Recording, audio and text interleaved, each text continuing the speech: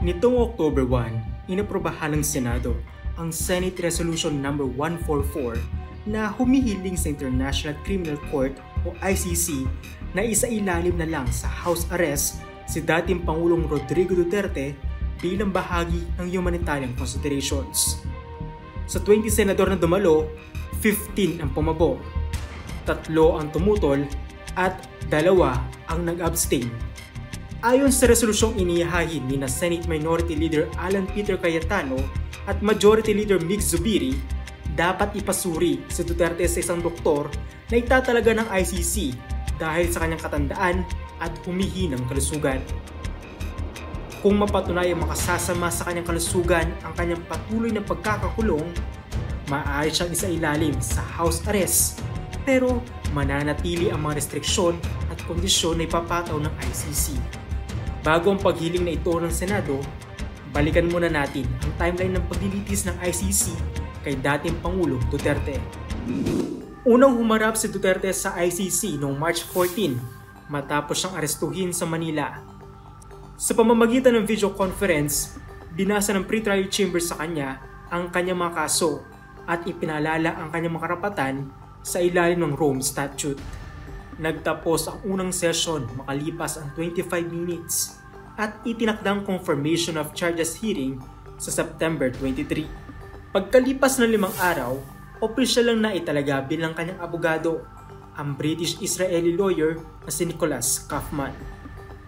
Noong March 21, inatasan ng pre-trial chamber ang parehong prosecution at defense na ilahad ang kanilang mga ebidensya. Agad na nagsumite ang ICC Office of the Prosecutor ng 181 items bilang bahagi ng prosecution's first communication of the disclosure of evidence. Ayon kay ICC Prosecutor Karim Khan, kinabibilangan ito ng mga item na nakasaad sa mismong warrant of arrest laban kay Duterte, maliban sa ilang item na naipabatid na sa chamber at depensa sa ibang kaugnay na application. Inanunsyo naman ni Kaufman noong April 4 na buo na ang defense team ni Duterte. At makalipas ang 3 araw, hiniling ng depensa na magpatupad ng mas mahigpit na standards para sa pagkilala sa mga biktima. Ito raw ay para maiwasan ng fraud at procedural delays. Pinunto rin ng defense team na dapat obligahin ng korte ang mga aplikante na magkaroon ng national identity card o passport na may updated na litrato. Kung wala nito, iminungkahin ng depensa na dapat i-require ang mga identification document na ginagamit sa staggered system ng Social Security System sa Pilipinas. Pero tinutulan ito ni ICC-listed lawyer Joel Batuyan na counsel ng ilang pamilya ng mga biktima. Ayon kay Batuyan, karamihan daw kasi sa mga aplikante ay kabilang sa poorest of the poor na walang pasaporte, driver's license, SSS o GSIS ID o anumang professional license. Noong April 18, tinanggap ng pre-trial chamber ang mga dokumento ng registry bilang patunay ng identity ng mga biktimang aplikante sa kaso at ng mga kumakatawan para sa kanila.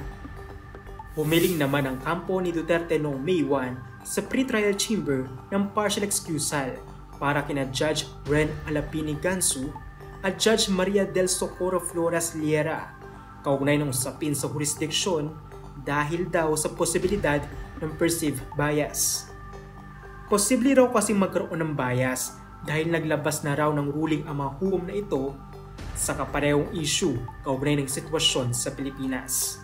Kasabay nito, nagsumite rin ang mga abogado ng dating Pangulo ng isang defense challenge with respect to jurisdiction sa ICC. Ayon sa kampo ni Duterte, walang jurisdiksyon ang ICC na mag-imbestiga sa Pilipinas noong September 2021 dahil epektibo na ang pag-alis ng bansa sa Rome Statute noong March 2019. Pero noong May 6, binasura ng pre-trial chamber ang apela ng kampo ni Duterte na ma-excuse ang 2 judge mula sa usapin ng jurisdiksyon. Paliwanag ng chamber, ang excusal ay maaari lamang hingin ng mismong hukom sa ICC presidency, samantalang ang disqualification ay pwedeng hilingin ng mga partido. At noong May 12, muling umapela ang kampo ni Duterte. Ngayon, ay para tuluyang ma-disqualify ang dalawang judge mula sa paghawak ng kanyang kaso sa usapin ng jurisdiksyon at inakyat nila ito sa ICC presidency. Makalipas ang 2 araw, humiling naman ang Office of the Prosecutor na extension para sa deadline ng pagsusumite ng mga item mula sa mga testigong binanggit sa warrant of arrest laban kay Duterte. Pinayagan naman ito ng pre-trial chamber noong May 21. Noong June 9, iginiit ng Office of the Public Counsel for Victims na dapat ibasura ang challenge ni Duterte sa jurisdiksyon. Ayon sa kanila, walang bisa ang withdrawal ng Pilipinas sa Rome Statute dahil nagsimula ang preliminary examination bago pa man ito naging epektibo. Kasabay nito, nag-convene ang plenaryo ng mga hukom ng ICC at ibinasura rin ang hiling ni Duterte na ma-disqualify ang dalawang judge sa pagdedesisyon hinggil sa kanyang hamon sa jurisdiksyon ng korte kaugnay ng kaso.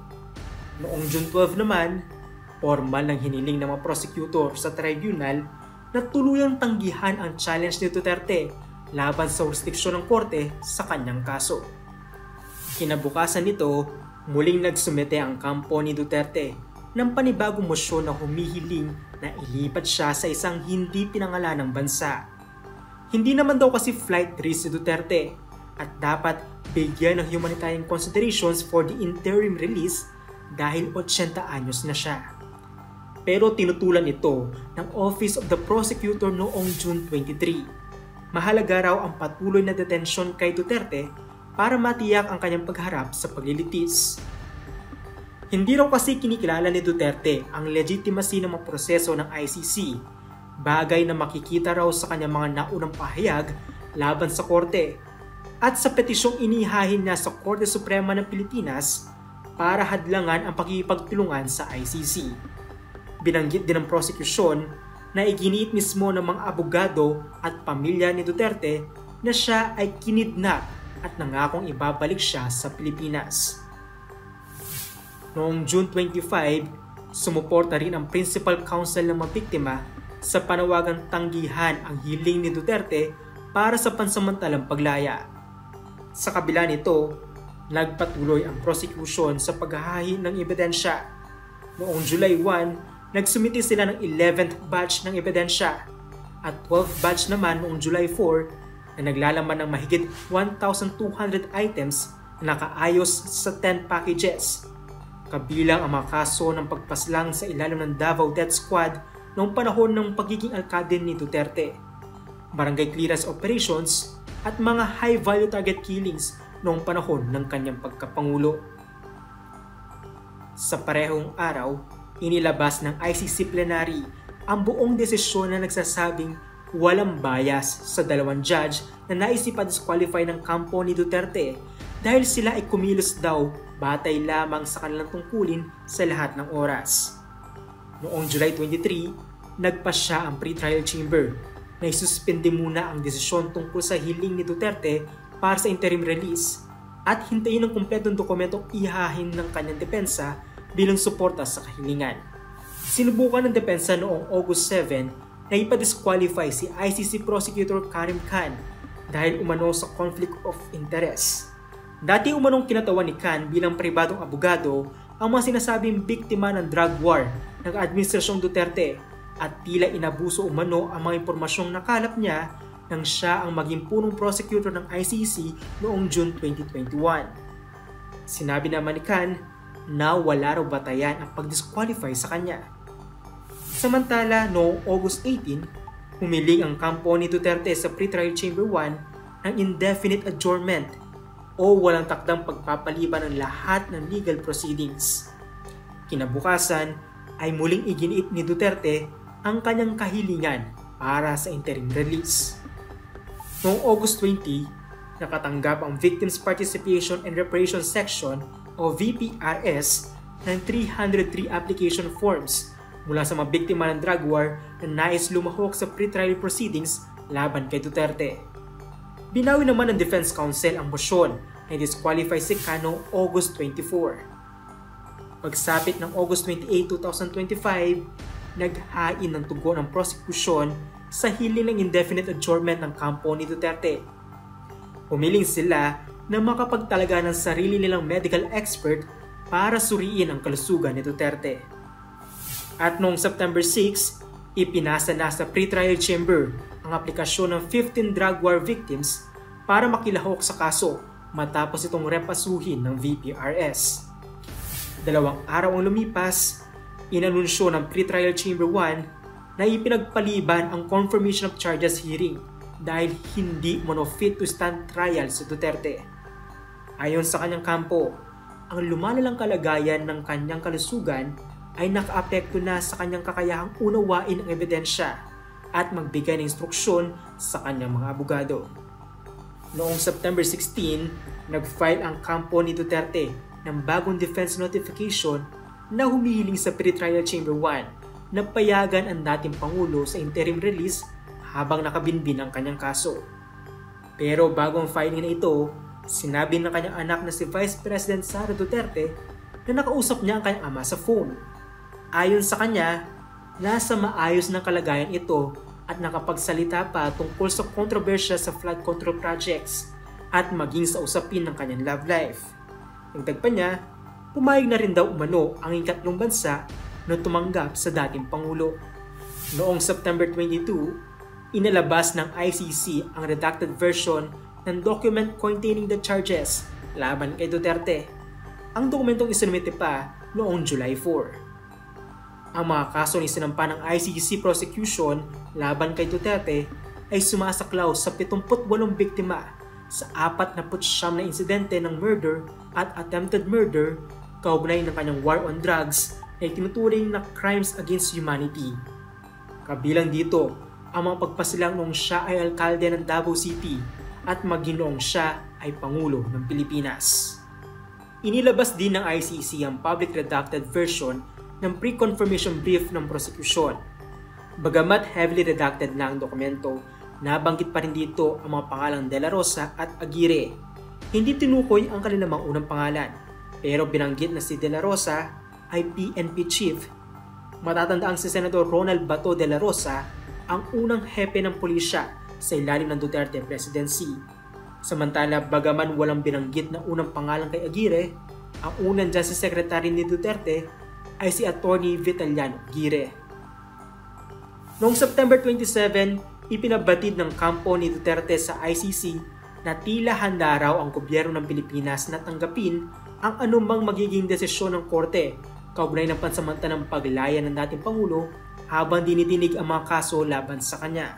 Ayon sa lead defense counsel na si Kaufman, base raw ito sa pahayag ni Palace Press Officer Undersecretary Attorney Claire Castro na nagsabing susundin ng Administrasyong Marcos ang magiging desisyon ng ICC hinggil sa request para sa temporary release. Pero agad itong pinabulaanan ni Castro na giniit na twisting o maling pagbibigay kahulugan ang ginawa ng depensa sa kanyang sinabi. Anya, wala raw involvement ang Malacanang sa aktual na paglilitis ng ICC, lalo na sa interim release request ni Duterte. Gayunman, binigyan din niyang anuman ang magiging pasya ng korte, igagalang pa rin ito ng administrasyon. Nitong October 1 naman, isinumite ng kampo ni Duterte sa ICC ang resulta ng medical assessment na nagsasabing may cognitive impairment ang dating Pangulo. Ayon sa depensa, ito ay base sa ulat ng isang accredited medical professional na itinalaga ng ICC Detention Center's medical officer. Sa 5 pahinang redacted version ng kanilang submission, sinabi ng kampo ni Duterte na tugma ang mga natuklasan ng ICC-appointed doctor sa resulta ng kanilang sariling ekspertong neuropsychologist. Sa kaparehong araw, ayon sa report ng Balitang Hali, sinabi ni dating Senator Antonio Trillanes IV na posibleng maglabas ang ICC ng arrest warrants laban kina Senator Bato de la Rosa at Senator Bongo sa unang bahagi ng susunod na taon. Pero nitong October 2, inilabas ng ICC Registry ang dokumentong nagsasabing ni-recall nila ang naunang obserbasyon na ang medical officer ng ICC ay walang autoridad na magsuri kung fit for trial si Duterte. Nilinaw ng registry na limitado lamang ang tungkulin ng medical officer sa pagtingin sa physical at mental na kalusugan ng mga detainee. Patuloy pa rin umuusad ang legal battle ni dating Pangulong Rodrigo Duterte kaugnay ng kanyang kaso sa ICC hinggil sa drug war. Nananatili rin bukas ang mga usapin habang hinihintay ang mga susunod na desisyon mula sa ICC.